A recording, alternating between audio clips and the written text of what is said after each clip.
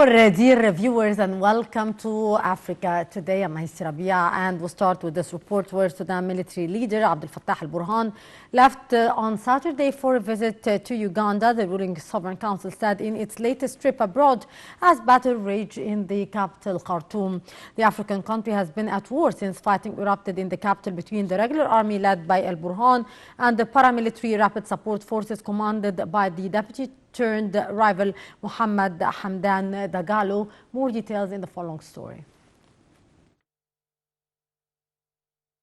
Sudanese Armed Forces Chief General Abdel Fattah al-Burhan arrived in Uganda on Saturday on an official visit for talks with President Yoweri Museveni. General al-Burhan, Sudan's military leader, is seeking to rally regional support at a time when the army is locked in a civil war with the paramilitary rapid support forces. The meeting is intended to strengthen relations between the two countries and address issues of mutual concern. Al-Burhan is accompanied by Sudan's acting Foreign Minister Ali Sadiq and Intelligence Chief Ahmed Mufaddal. Al-Burhan also visited Ankara on Wednesday, where he held talks with Turkish President Recep Tayyip Erdogan. Since late last month, he has visited Egypt, South Sudan and Eritrea, three of the country's 7 neighbors, as well as Qatar. The war, which began in April and is centered in Khartoum and the Western Darfur region, has created a major humanitarian crisis, with more than 5 million people displaced and more than 5,000 killed. The conflict between the RSF and the army is widely regarded as a fight for political and military supremacy between the army and the RSF, commanded by General Mohammed Dagalo. Al-Burhan's foreign visits are seen as an attempt to rally support as the nation's ruler at the time when the RSF is coming under increasing criticism for its abuse of civilians in Khartoum and Darfur. Its members are accused of looting, assaults, and targeting civilian members of ethnic African communities in Darfur.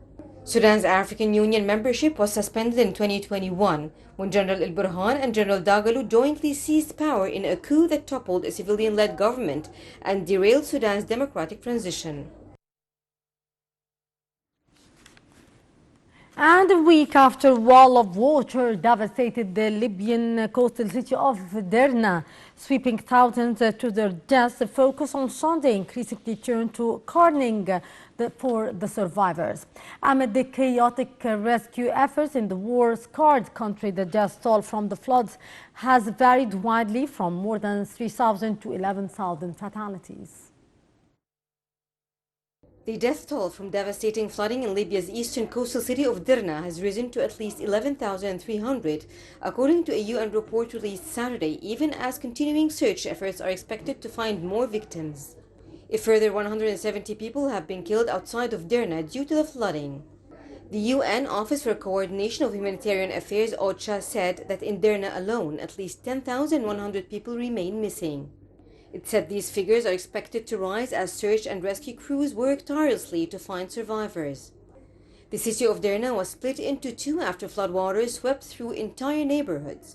More than 40,000 people have been displaced across northeastern Libya since the extreme rainfall brought by Storm Daniel. Experts say the storm's impact was greatly exacerbated by a lethal confluence of factors including aging, crumbling infrastructure, inadequate warnings, and the effects of the accelerating climate crisis. Almost 300,000 children who were exposed to the flooding due to Storm Daniel face increased risk of cholera, malnutrition, diarrhea, and dehydration. The children also face increased risks of violence and exploitation. Most dead bodies are in the water. Dead bodies are also trapped under piles of mud in still occupied residential areas in Derna and could trigger a health crisis if areas are not evacuated. Many historic buildings in Morocco was destroyed during the earthquake that struck the country earlier this month. With aid operations still continuing in the quake-hit area, the extent of the damage to the heritage sites is yet to be clear. More details in the following story by Sameh Sharif. The earthquake in Morocco damaged many historic buildings revered by Moroccans and tourists. Piles of crumbled stone and bricks lay near damaged walls, many with arches in them. The earthquake destroyed the historic Tin Mill Mosque in the high Atlas Mountains of Morocco. A team of archaeologists, historians, and engineers had nearly finished a months-long restoration of the Tin Mill Mosque, a 1,000-year-old jewel of Moorish architecture set deep in the mountains of Morocco, when the powerful earthquake barreled through the area a week ago. By the time it was over, the intricate domes and graceful arches, first built by the dynasty that conquered parts of Spain as well as North Africa in the 12th century, had crumbled.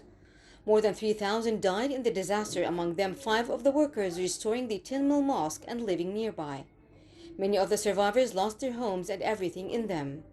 But Morocco also suffered a very different kind of loss with the damage or destruction of some of its rich heritage.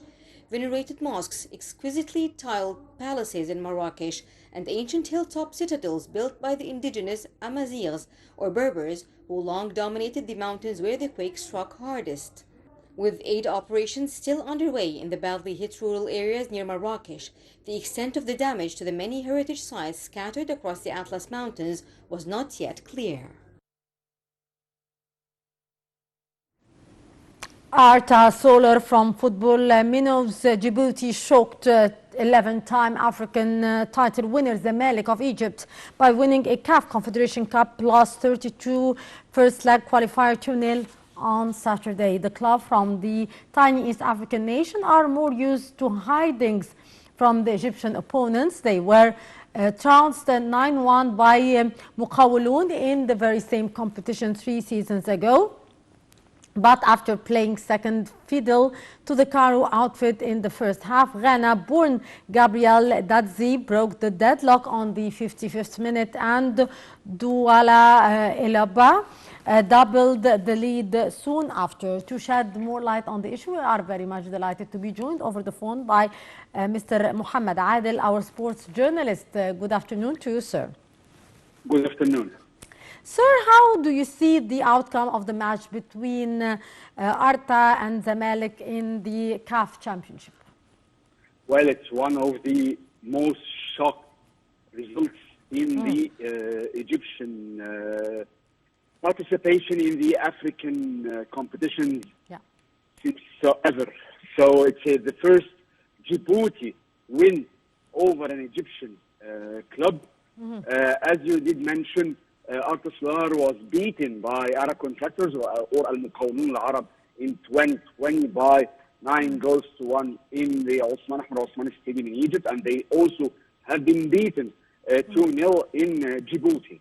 So what happened yesterday is a massive surprise, a sad surprise for Zamalek fans. The worst more than the result is the performance of Zamalek players. Yes. There is no clue whether Zamalek will be able to advance to the group stage of Confederation Cup or not. We are talking about a 2-0 first game. Zamalek should score 3 goals in the next game or the second game. It will be in 2 weeks, inshallah. I mean, there's a big difference in performances, whether the individual one or the team one between Zamalek and Arta Solar. But really, we didn't know what's happening. I believe because most of people will talk about it at the beginning of a new season. There are new players throughout the picture for the Zamalek, such as for Yusuf Obama, who returned back from a loan from Saudi Arabia, from Abha team. Yes. But the performance of Zamalek players was hilarious, was not expected at all, especially in that time and that place of the Confederation Cup. We are not talking about the group stage, we're not talking about knockouts, but we are talking on the first ever round of the Confederation Cup, and Zamalek did that bad, very bad performance by the players. We are talking about many chances were not scored by Zamalek players, but on the other side, there were many chances was saved by Mohamed Sobhi, the Zamalek goalkeepers. Yes. So, of course, there will be some meetings between Juan Carlos Osorio, the head coach, the Zamalek head coach, the Colombian Zamalek head coach, and the players to show and say what happened in that game. Yes. And we'll see the second game what will happen. And of course, we wish all the best for Zamalek in the second game and to be advanced to the group stage. Hopefully, sir. And today we are witnessing many games also for Egyptian teams, Future and Pyramids. What are your expectations for today's matches? Well, about the differences between Future and Pyramids and the opponents of them, I believe there is a big gap, especially for Pyramids, whom are participating in the African Champions League for the first time ever. They deserve to play in this big competition after their great performance last year in the Egyptian League. Also, they are used to play in the African Championships as they played 4 consecutive Confederation Cup competitions, and unfortunately they knocked out in the quarterfinals last season by a South African team, which was one of the big surprises of the Confederation Cup last year. But I believe the squad of Pyramids could easily beat their opponents in the first round in today's game. I believe there is a big gap in the quality of the players, and the new transfers of Pyramids will help a lot to have a deep squad throughout to help throughout the league. The African Championships and the local championships. About Future, I believe it's also an easy game. We will play in Dar es Salaam in Tanzania. I believe they will play in the same stadium Zamalek did play yesterday. There are many changes happened in Future. Some of the players went out of Future, and there was a change in the head coach. But I believe there is also a gap, and I prefer that Future will advance to the next level, same as Pyramids. Hopefully, we wish our teams the best of luck in their matches, and we wish indeed the best for all the teams which are playing in the African Championships. And Mr. Mohammed Adel, our sport journalist, thank you so much for your precious input. It was a pleasure. Our dear viewers, with that we come to the end of our today's edition of Africa Today. Till tomorrow with another cruise. Goodbye.